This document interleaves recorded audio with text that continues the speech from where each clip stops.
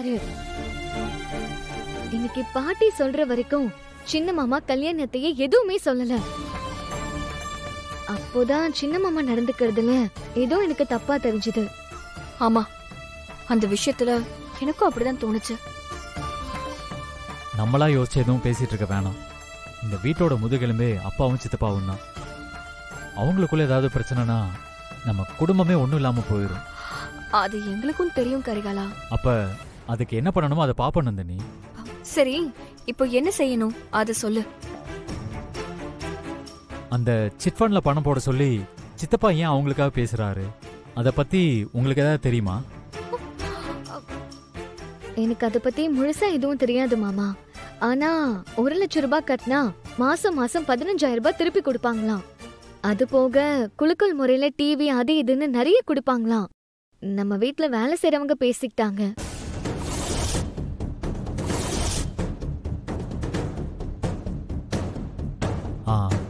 மாச வட்டி எவ்வளவு கொடுப்பாங்கன்னு சொன்ன? 1 லட்சம் கட்டினா மாசம் 15,000 ரூபாய் கொடுப்பாங்களாம். அவ்வளவு காசு எப்படி வட்டியா கொடுக்க முடியும்? அதுக்கெல்லாம் வாய்ப்பே இல்ல.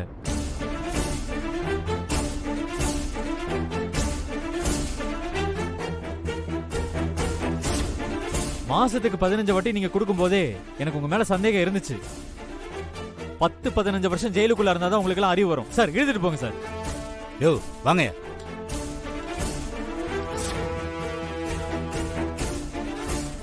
கரிகாலா, என்ன யோசிக்கிற? இல்ல, 3 வருஷத்துக்கு முன்னாடி ஒரு சிட் ஃபண்ட் ஆளுங்க இதே மாதிரி சொல்லி நம்ம பக்கத்து ஒரு ஆளுங்களை ஏமாத்த பார்த்தாங்க. நான் தான் அவங்கள போலீஸ்ல புடிச்சு கொடுத்தேன். அப்படியா? ஆமா நந்தினி, எந்த தொழில் பண்ணாலும் 15 வட்டியெல்லாம் யாராலையும் கொடுக்க முடியாது. அது பெரிய ஏமாத்து வேலை தான். என்ன கரிகாலா இப்படி சொல்ற? அப்போ இவனுங்களும் ஏமாத்துற ஆளுங்க தானா? அவங்க யாரு என்னன்னு முதல்ல விசாரிக்கணும். அத எப்படி மாமா விசாரிக்க முடியும்? விசாரிக்கலாம், அதுக்கு என்கிட்ட ஒரு வழி இருக்கு.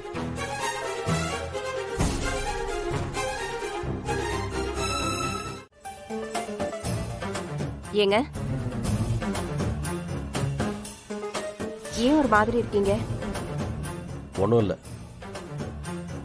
உங்க அண்ணன் உங்ககிட்ட கேள்வி கேட்டதையெல்லாம் பத்தி நினைச்சு நீங்க ஒன்னும் கவலைப்படாதீங்க.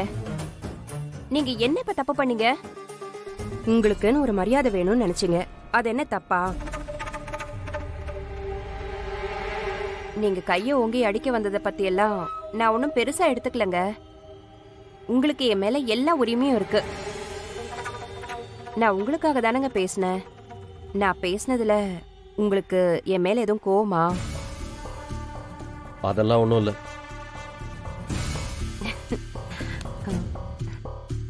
இப்பவாவது என்ன புரிஞ்சுக்கிட்டீங்களே, அது வரைக்கும் சந்தோஷம்தான். சக்சஸ் ஆயிடுச்சு. ஆமா, அந்த சிட் ஃபண்ட் கம்பெனி திறப்பு விழா என்னைக்குங்க? நாளைக்கு. நாளைக்கு நானும் உங்க கூட வரட்டா? எதுக்கு?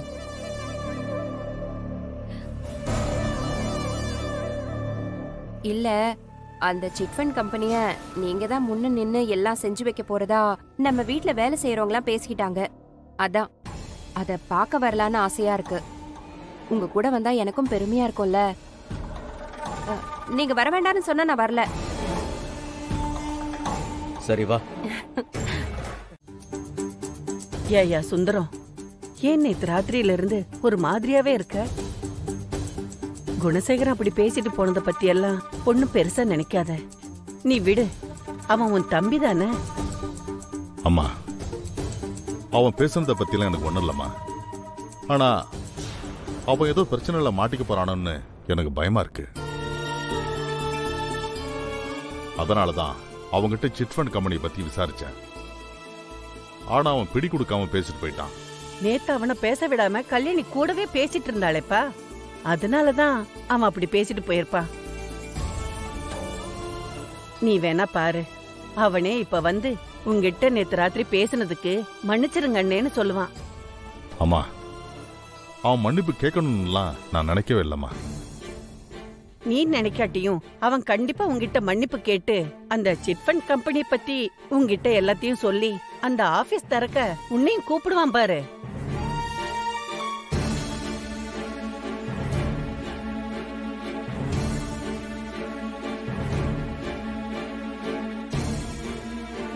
குணசேகரா நில்லு. என்ன நினைச்சிட்டு இருக்க உன் மனசுல? இந்த ஊர்ல எது நடந்தாலோ உங்க அண்ணன் கிட்ட சொல்லாமலோ உன் அண்ணனை கூப்பிடாமையோ யாரும் எந்த விஷயத்தையும் செய்ய மாட்டாங்க.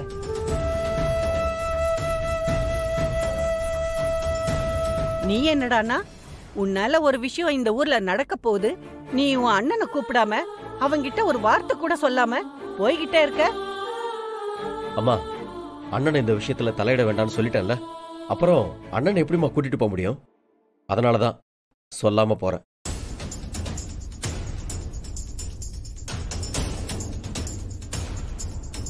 குணசேகரா, நீ ஏடா இப்படி பேசுற? அம்மா, எதுவும் சொல்லி அவனை கஷ்டப்படுத்தாதீங்க. அவனை விடுங்க, அவன் போகட்டும். குணசேகரா, நீ போற விஷயம் நல்லபடியா நடக்கட்டும். நீ போ. அண்ணா, என்ன தப்பா எடுத்துக்காதீங்க. நம்ம ஊருக்கு நல்லது நடக்கணுங்கிறதுக்காக தான் நான் இப்ப இதை செய்யறேன். யாருக்கும் எந்த கெடுதலும் செய்யக்கூடாது. நீ நல்லதுதான் செய்யணும்னு நினைப்பான்னு எனக்கு நல்லா தெரியும். அம்மா சொன்னதெல்லாம் நீ மனசுல வச்சுக்காத. நீ போயிட்டு வா குணசேகரா.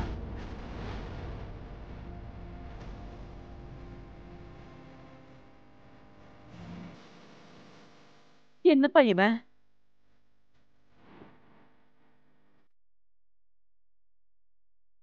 நீயும் வா அண்ணன்னு அவன் உன்னை கூப்பிடுவான்னு நினைச்ச. ஆனா அவன் உன்னை கூப்பிடாமே போறானே. அம்மா, எதுக்கு நீ அழற?